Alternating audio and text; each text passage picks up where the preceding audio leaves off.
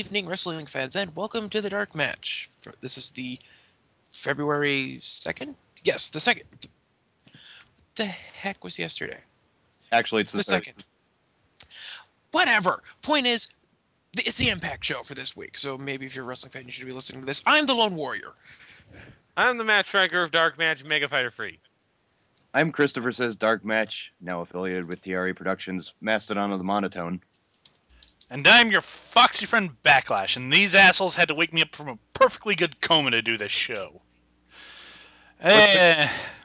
Anyways, we begin, as we always begin, with everyone's favorite Iranian. What is Iron Sheik tweeting now? Madonna intelligent Jew! She better be careful! I come on the stage, beat the fuck out of her with the camel clutch on country way! Well, an intelligent converted Jew. Did Shiki find a new deep end to go off of? I don't know. This makes even less sense than usual. She's I the think- intelligent Jew, but he beat the fuck out of her. Those I two think things it's usually because- go together with Sheik. I think, is Madonna doing a show for the Super Bowl? She's doing the halftime show. Yep, that Really? would explain it. She's really? Oh, man. So I guess that- tanks like the Black Eyed Peas last year. Yeah, She get up on I stage, kind of think it will also. put her in the camel clutch and make her I don't think that the football audience is the audience for Madonna. Her immense popularity and status notwithstanding. What could have been worse? Could have been Nickelback. Yeah, humble. I think that the football audience is that. Sorry to football fans, but I think Nickelback would have an audience. Anyways, we're here to talk about Impact Wrestling for February 2nd, and this was their big show in the UK. And what the fuck, UK? People say that Canada is WWE's Bizarro Land. You want to see fucking Bizarro Land? I've never seen a crowd so excited to have fucking Impact. Yeah, well, if maybe someone on the forums can correct me if I'm wrong, Dennett, someone, Terranage, someone like that. From what I understand, UK, the television service that the UK gets has TNA available for free, and you have to pay for the package that gets you WWE shows. That is how it is. I also believe that Raw comes on at 5 a.m. over there, so... Yeah, that's the other problem. But nonetheless, the crowd is pretty hot. I mean, I can't really complain about that, like in the grand scheme of things. It's not just that the crowd was hot for all this. They sold out an entire stadium. Yeah, it made them look kind of legitimate. Yeah. And but you know what? For as much as the crowd loved the show, this was a really shitty episode of Impact. Yeah, this did fall flat in a lot of areas. Considering they've had some pretty decent shows, this was not one of them.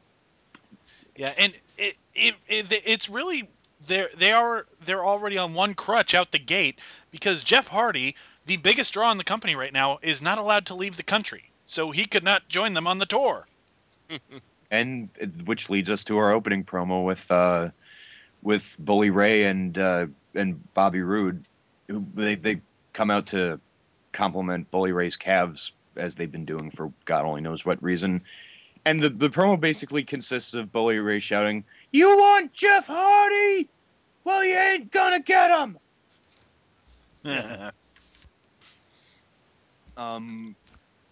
Basically, they put over again the fact that Rude has the it factor. Obviously, that's a nod to the WWE barometers and stuff like that. As many shots as they could take at WWE, they will take. And basically, Bully Ray's his best friend. He's the leader of the me generation. The me generation. Well, forget I said anything. And they demand that James Storm come out right now. Yeah, Storm comes up. I barely paid attention to any of these promos. I suppose he came out after this. Yeah, he came out and I don't think he even says anything before Sting comes out to join in with everything. And Mike today brings up the random factoid that of Sting beating Vader in the over there 19 years ago, and it's like, okay. Yeah. Continuity! Who cares? Not Not with their own TNA goddamn continuity. company, but continuity. Oh, well, some people would argue about that, them being distinct companies. But nonetheless, yeah, Vader mentioned Sting comes over and basically gets to Against All Odds and books the main event, a fatal four-way between Bobby Roode, Bully Ray, James Storm, and Hardy. And the funny thing is, I believe when Sting mentions Jeff Hardy, he mentions like, oh, there's someone who really wants to see you. He name drops Jeff Hardy, and Bully Ray goes, "There is no Jeff Hardy." His reactions as the sort of stooge have been top notch as usual. And when it's announced that they're gonna have to be wrestling each other in a fatal four-way, they kind of look at each other and not so much mock like surprise the way DX would do it, just like very over the top sort of thwarted heel kind of thing. So we do have a fatal four-way for Against All Odds then? Yes. Why? Oh my God! It was stretching it when it was a triple threat. Now they're throwing Bully Ray into this for no goddamn reason. Yeah. Well, Oh, well, actually, there is a storyline they've been putting over that basically, Bully Ray, like obviously he's supporting Bobby Roode. He's putting him over as like the leader of the Me Generation. And he's like, I'm gonna get my title, right, Bobby, right? And he's like, yeah, you're gonna get your title shot. not. That'll probably lead to a face turn, unless the rumors of WWE re-signing him are true. But who the fuck knows? No, Um, probably not. basically, at the end of all this, James Storm says, "You know what? I'm still pissed off, and I still want to beat the hell out of both Bully Ray and Bobby Roode." So Sting says, "Okay, you got him. 2 separate matches, each one of them. Lace up your boots." Okay, wait. So this was Storm's idea? Well, just See, based on the I fact just that he, thought it was. I thought it was something else. I didn't know it was his fucking idea. So Storm's an idiot. Okay. no, Storm was just like, "I hate both of you, and I want to beat the hell out of both of you." And so Sting, yeah, I guess in a rare kind of, I wouldn't call this like kind of bad heel manager because Storm didn't seem to mind. He was just like, here, It's 2 bad matches. booking though, because we've really wanted to see the epic buildup of James Storm versus Bobby Roode, and it's just being given away for free. Or at the very least, they could have saved one of the matches for next fucking week. But so we cut backstage, and Garrett Bischoff is walking around. Now He's here's telling something. his. I didn't know that Garrett Bischoff was even on the UK tour, because he's been back in the States doing house shows. They Maybe just fly they out flew just him in. this goddamn thing? Maybe they flew him in from the UK and back, which would mean that they're giving him much better treatment. Probably Eric Bischoff's paying for all his crap. Oh, I hate this company. But yeah, basically, they've been hyping the return of Hulk Hogan in the UK tonight, and Garrett Bischoff has been talking about like his mysterious trainer. Guy, it was fucking obvious when like he even announced that he had someone training him, and he was like, "And Eric, and Dad, you'll be really surprised who it is." I fucking knew it was Hulk Hogan. You knew it was Hulk Hogan. Of course, it was Hulk Hogan. But you know what? We all knew it was Hulk Hogan. But here's the thing. I don't know what channel services you guys have, but out here where I have it, they gave away the surprise in the Oh no, they did. info. They kept on hyping him returning like this week, and they thought they would get over our heads that like, oh yeah, this coincides with the fact that Garrett Bischoff hasn't. No, It's but stupid. it said right on my TV when I went to Spike TV. It said tonight the epic return of Hulk Hogan right there on my fucking channel before the show Yeah. even started. Not only that, but they showed Hogan backstage, if I'm not mistaken, after a little Garrett Bischoff segment. Like almost. But this is typical TNA. They did this with Mickey James. They did this with RVD. Well, Taz did it with RVD. Yeah. They tend to just like come air and reveal who's coming back or who's debuting or whatever, like before he could actually make an entrance. He was like, "Oh, look who's backstage." Yeah, that was question for you. What were you doing at 420? Yeah. Yeah, they can't keep secrets, and they should just stop trying. But hey, guys, who's that? Oh shit! It's Russo! Because up next, Up next, we have Samoa Joe and Brutus Magnus versus Matt Morgan and Crimson in a Buckingham Brawl. Now, the rules of this match is one team gets to have tornado rules while the other has to tag. That's stupid. So- What? Yeah, trying to understand how stupid this idea is. Our correspondent Allie had the same idea when he was 8. Yes. Vince Russo has the booking skills of an 8-year-old. It's kind of like a half handicap match, I guess. Like, do you want to think of any other clever? Yeah. Half handicap, full stupid. What full the re- hell? I don't understand this. But and yeah, and try to say he's not booking this shit anymore. Bullshit. I was just discussing. We were watching SmackDown earlier, and sorry, we have to divert this to talk about some better shit. I was thinking about like how there are a lot of WWE themes that I feel like the singer kind of makes it sound like it's the actual wrestler singing it. The same applies with Matt Morgan in Crimson's theme, where it sounds like it actually the guy singing it sounds kind of like Crimson, and that sucks. That terrifies me. Because you don't want to hear Crimson talk. Why would you want to hear him sing? Yeah, he sucks. I don't. Oh, Crimson, you suck at everything you do, even the stuff you're actually not doing. Didn't he keep on saying how badass it was that he was a Marine, and he was trying to do something funny, and forget about it. They have a match that really, despite Magnus and Joe having the advantage, they win. Excuse that despite. But Wait, what? That was they win. despite having they win despite having the advantage. I Think said about that statement you just I said. corrected myself. It's opposite of Geek Day again at his house. It's a stupid TNA match. Point is, Morgan goes for the carbon footprint. He misses. He misses by a mile. Like he had a full 2 seconds to pull out. I don't know And if he Joe failed. early or if Matt Morgan just sucks that much. I'm gonna go with the latter. Yeah, let's go with that. So, they hit Joe and Magnus hit their finishing combination thing. I'm not sure what the hell happens, but it ends with Magnus hitting the elbow drop, and they get the win.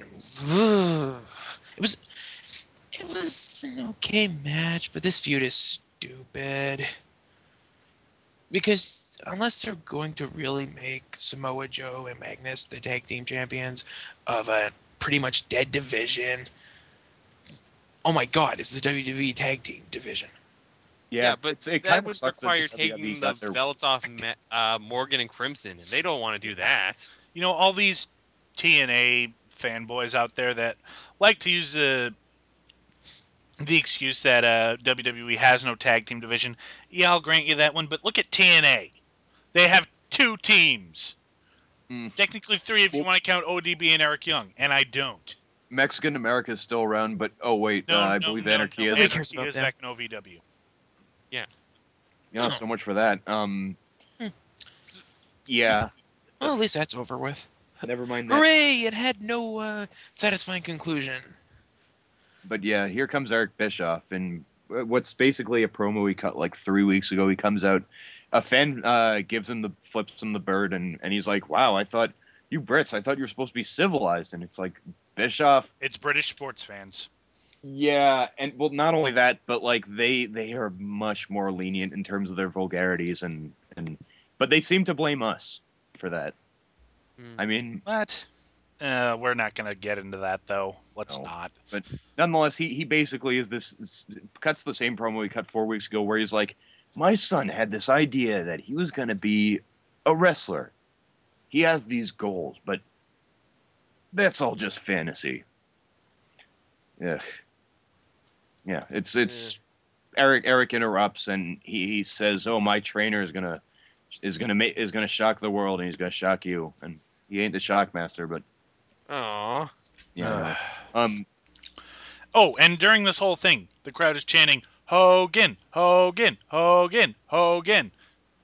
TNA, you suck at this. Yeah. But yeah, You this suck at- promo is kind of, and it leads into Garrett getting a call, and he starts selling it like, oh, Hogan's not going to be here. Oh, he's not showing up. And Bischoff's like, oh, see? What did I tell you? And Garrett's just like, well, Dad, when you're right, you're right. But when you're wrong, you're dead wrong, because he'll be here later tonight. Fuck this. Look at all Yeah. the fucks I give about this. Not much, and of course, this is the kind of thing that they're highlighting and the one that's getting them ratings, The according whole to Eric Bischoff. the whole point of this is it's Eric Bischoff basically saying like, oh, I can get anyone over just the fact that I'm an ass. Oh, shut up. Yeah, TNA will be dead soon, and your son will be forgotten. debt nepotism. From there, we get we get a video package of one Mark Haskins. You might remember him at Destination X. Was it Destination X? Where I don't think it was actually. He was actually on Destination X. He was in that tournament, though. no, I think he actually he worked a match on a pay per view. I did. think. He did. Yeah, I think he did. kind of remember that. He's the guy who looks like John Morris. Yeah, he basically. Yeah, he was riffing off John Morrison's gimmick during that, but he didn't do that tonight though. Oh yeah, you might remember him from the match where he tried to get on the top rope for his shooting star press and he tripped. We get part 2 of that in a bit.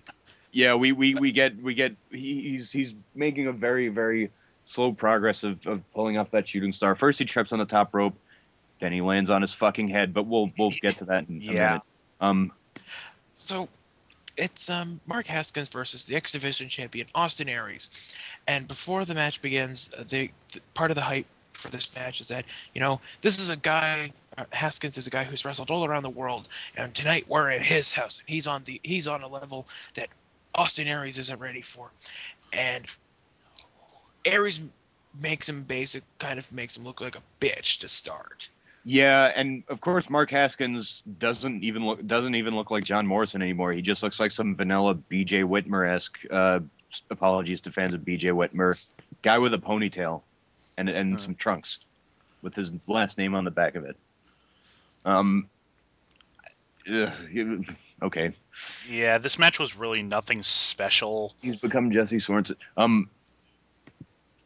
Yeah, it's basically like, I mean, fair enough. Like you have a couple clever spots, like you in the midst of it, like you have Haskins hanging on the ropes and then he skins the cat.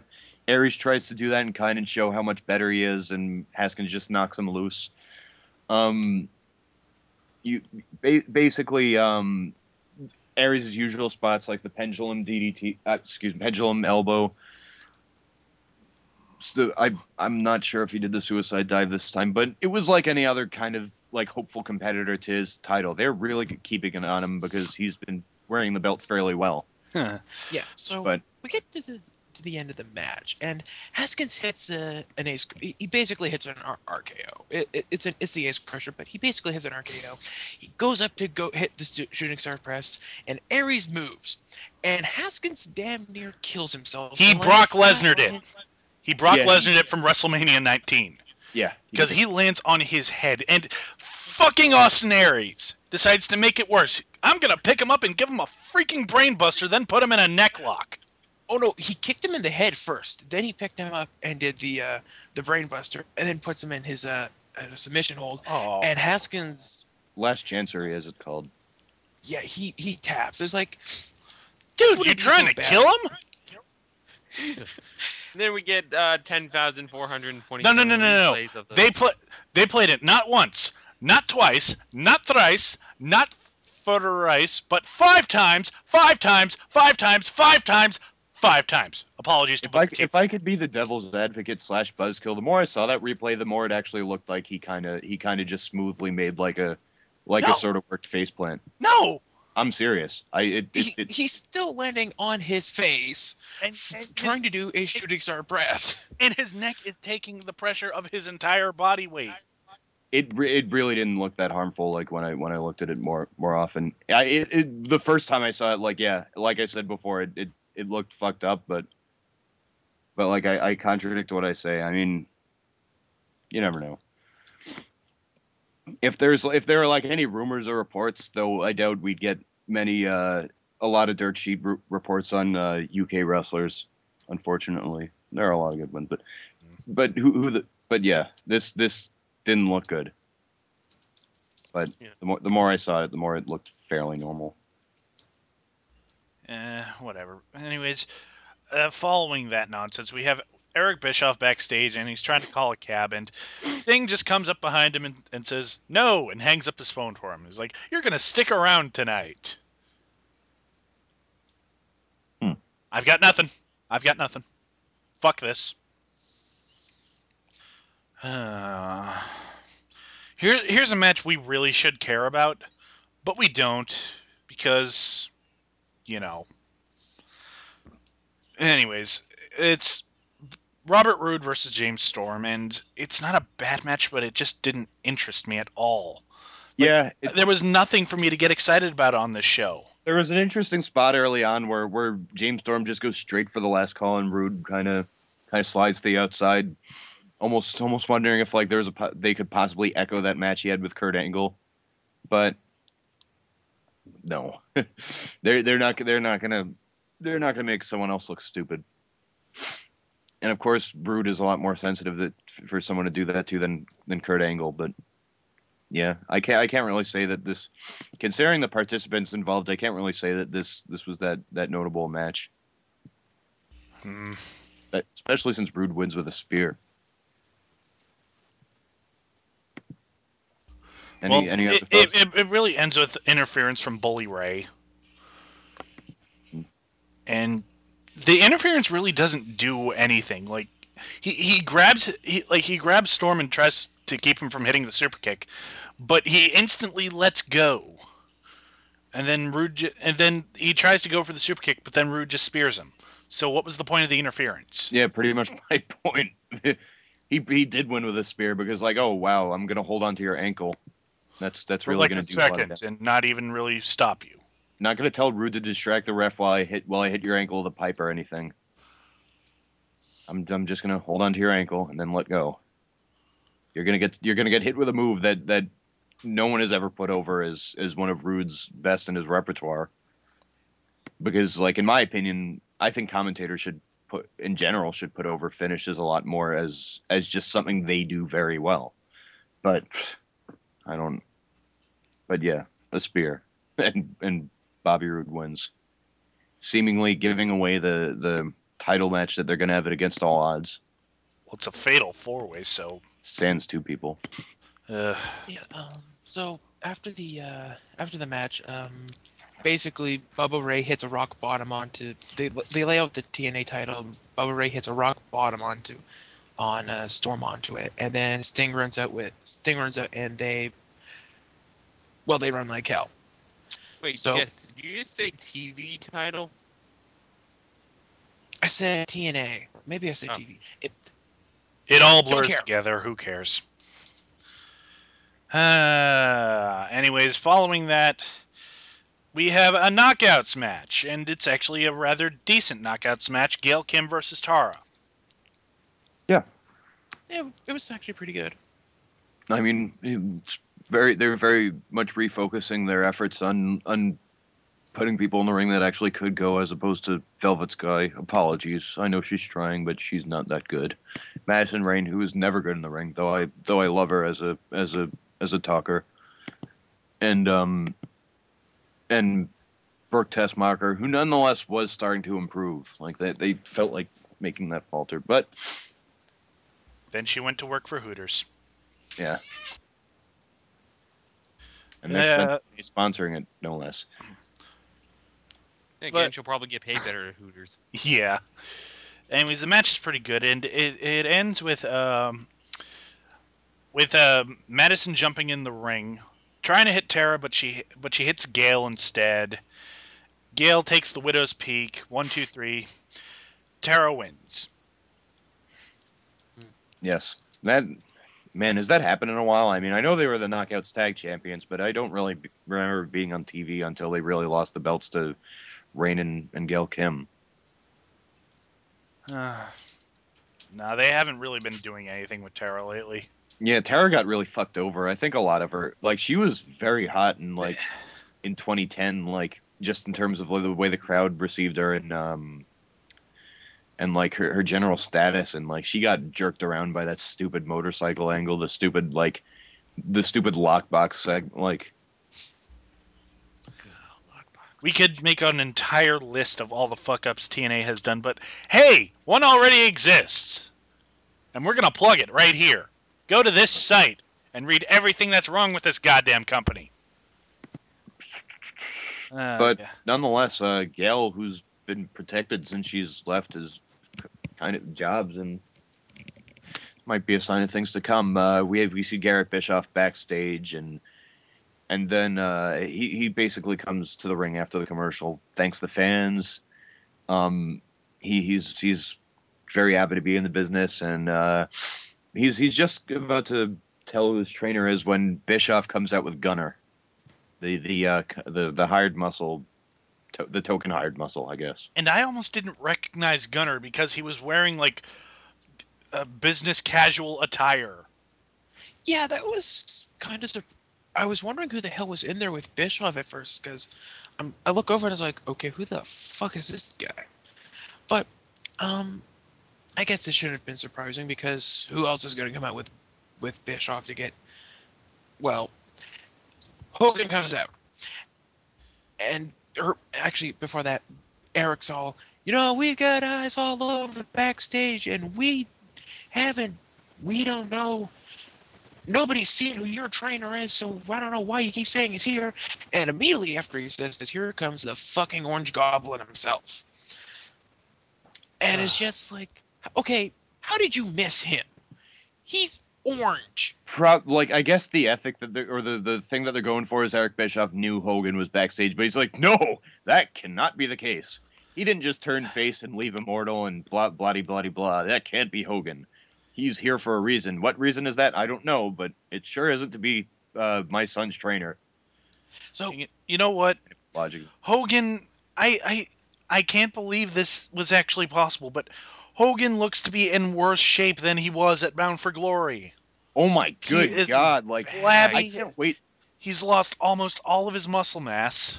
Dude, I'm rubbing my hands in excitement for when we get to that promo that he cuts, but nonetheless, it's clear that he has been training Garrett Bischoff, because what they proceed to do is trade turret punches to Gunner. They knock him between Hogan and Garrett, and that's all they're doing, turret punching. It's all like they're a doing. game of Gunner Pong. Pretty much. Hogan They, couldn't even tear his shirt properly. yeah, he And it probably was a didn't free do cut it. shirt. He did. Took him a full minute to do it. But yeah, they bring Gunner down, and they turn to Eric about to proverbially rape him, and Gunner drags him back while Eric, concerned and shocked, goes, "I'm your father! What are you doing? I'm your father!" With Hogan, he might not just proverbially do it. but yeah, there was actually two things I did notice. One, did anyone else notice that the hard camera was directly on the fucking ramp? So that, Yeah. because that was weird, because this is where I finally noticed it. I was like, okay, what the hell? Yeah, it was very disorienting. And I think the reason they did that was, I can't believe I'm saying this about a TNA show, to sell more seats. Well, that actually does make sense. It's just, it was so surreal to, like, instead of usually seeing him coming in from a side, it was like they're coming in from the fucking camera, and it's like, well, okay then. And another thing I noticed during this is that they brought the Dixietron with them, but they weren't using it. All it was displaying all night was the Impact Wrestling logo. No entrance videos, no footage of matches, just the logo.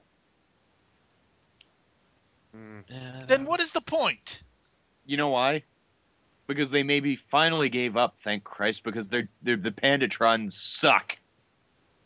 There's never any match footage in their entrances. Just like a weird, like, maybe I don't know what kind of computer program you'd use, like something It's cheap. basically, it's basically photoshopped entrance videos more. Yeah, you basically have the TNA wrestlers in black and white against blue flames. Yeah, and then that's the Minitron that they added, which is pointless. I mean, yeah, it looks kind of cool, but we could go with some actual wrestling footage in the regular videos, please. Yeah, Never. This is TNA. enough of the Pandatrons. Next week when they're back in the Impact Zone, they're going to be using the Pandatron like normal. Oh yeah, and before we get to the next segment, we must note Matt Morgan is in a new direct auto insurance commercial where he's in like a sort of like a light sage green business casual suit and slacks, and he's like, I go to direct auto because unlike other insurance companies, they know how to treat me right. And then they cut to like him in his wrestling gear kicking the ass of the leading brand, quote unquote, because they suck. I couldn't get over the fact that like that in one scene he's in casual attire and business casual attire, and another he's in wrestling gear. For some reason, it very much like it upset my balance. What upset my balance? Matt Morgan trying to act. Well, yeah, he does have that Harvey Firestein voice, so Yeah. But Yeah. now, Chris, I think this is the moment you were waiting for. yeah. Hulk Hogan and Garrett Bischoff proceed to cut a promo, except mostly Hogan because it's fucking Hulk Hogan, and even if this is one of your best friend's sons, and you're trying to put him over, Hogan has to be fucking front and center. But he cuts a '80s Macho Man promo, and I say that because it didn't make any fucking sense, no fucking sense whatsoever, and you could tell why if you because he was front and center, extreme close up. You could see just how bloodshot his eyes were. Oh, and baggy too. Ooh. Oh my You god, could barely open those things. really scary to watch him. And don't you remember that after those London riots, Hulk Hogan was like talking about like he's like, oh, I would have loved to have gone there and like really taken out some of those mobs, some of those rioters. They would have if they had the Hulkamania, that would have been stopped quickly. And he was like, you know, you British fans, it would be great to attack Eric Bischoff in a mob assault. You ravenous fans, I want to encourage you to like. I don't. It was funny, but at the same time, it was very pathetic. Very uncomfortable. Yeah. Damn it, Hogan. And what's sad? He's probably going to wrestle another match.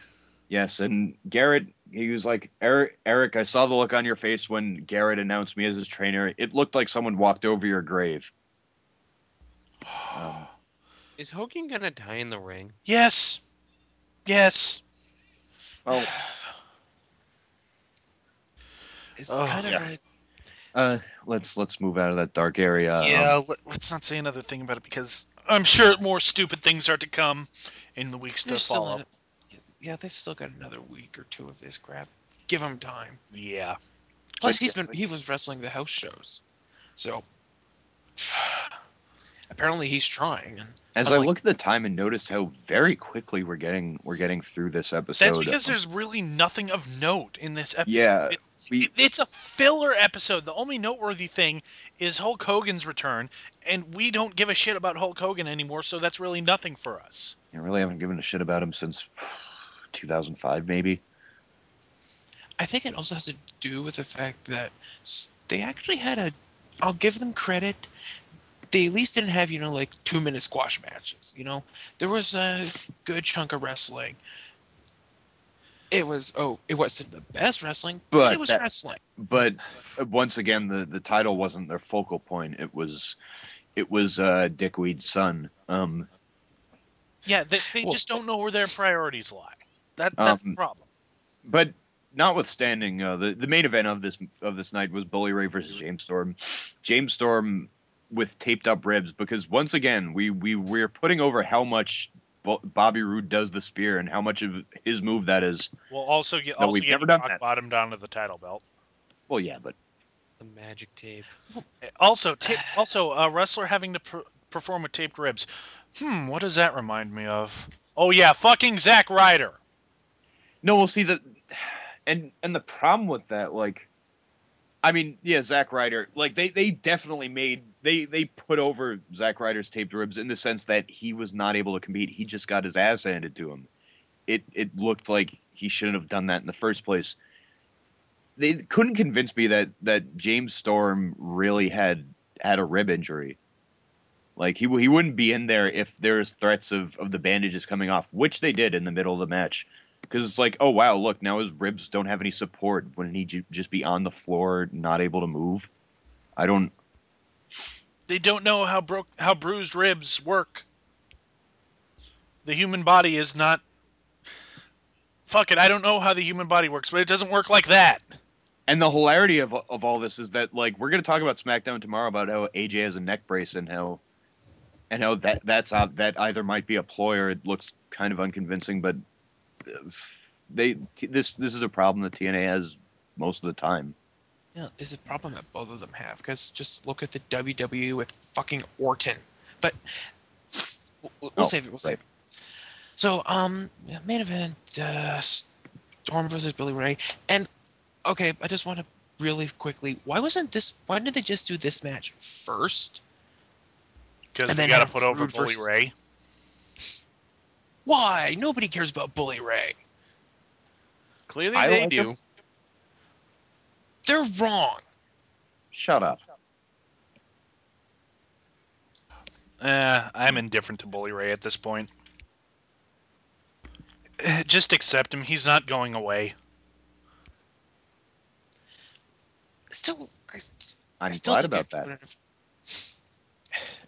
It's not that he's been bad. It's just that it feels like it should have been their fucking world champion in the main event. But whatever.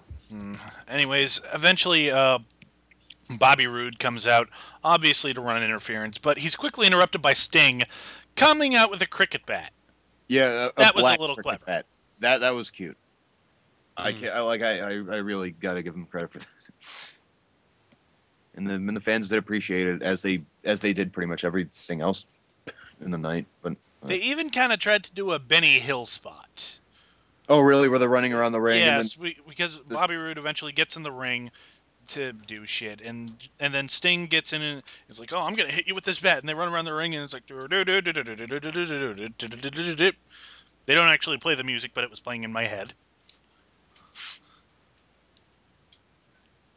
yeah, well, I mean that's TNA, I guess.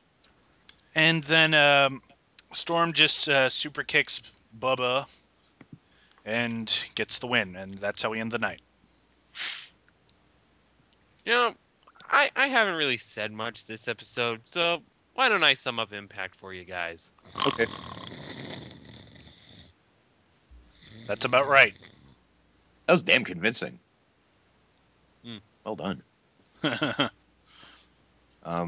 But yeah, and like I'm actually kind of cynical, like about TNA sometimes, because like I sometimes think that the more we hate on TNA, the more it makes us hate on the performers, which in my opinion they really don't deserve. But that's kind of what happens when the product just gets so marred with either the dullest shit or the most nonsensical crap. Well, you look at people like Samoa Joe, who have just basically given up on this business and are kind of reserved into falling into mediocrity until whenever. Until either they get motivated by either just something or WWE signing them. Yeah. I don't know. I mean, His like AJ contract had still better tries, expire. Kaz still tries, Daniel still tries. Bully Ray clearly does, but like it gets to a point where like the product in general sucks so much that you just kind of it just makes the performers look Well, bad by association. I don't really want to say anyone was bad tonight, but there's just so much bad booking that went on. Like the stupid stipulation for the tag match, the random throwaway of James Storm versus Bobby Roode, which is something that should have been built up a lot better. The whole thing with the Storm's taped ribs at the end, the fact that they're starting to job out Gail Kim, and that all the focus is put on Hogan and Bischoff Jr. that just doesn't keep me interested in the product. So yeah, I try not to hate on the performers unless they deserve it. Yep. Well, that was TNA in the UK. Well, they still have another show there next week, but Oh, they're do probably they? That was yeah TNA in they the UK week 1. Huh. Um, yeah I think they taped the 9th out there too. Who gets more what gets more screen time than Jay Lethal? let's see. A black, an electrical taped up cricket bat gets more screen time than Jay Lethal. Oh, god damn it, you took mine. Some guy landing flat on his frickin' face and damn near killing himself gets more screen time than Jay Lethal. I'm gonna say turret punching got more screen time than Jay Lethal. Ah, that Which- was mine. I was gonna go. Matt Morgan in Corporate Casual gets more screen time than Jay Lethal. Fair enough. That was Yep. TNA for the week. Yeah. Yep. So I guess that'll do it for this week. I'm sorry we didn't have much more to rant about, but listen to all the fucks we gave about this show. Yeah, and when they then you'll be a lot. Believe me, our next episode will be a shitload more of an upper because WWE had a pretty good week. Yeah. I'm Christopher Says Dark Matches Mastodon on the Monotone. I'm Mega Fighter Free. I'm the Lone Warrior, please let TNA do something stupid next week. And for everyone here at DarkMatch, I am your foxy friend Backlash. We will see you for WWE tomorrow night. Good night. Good luck.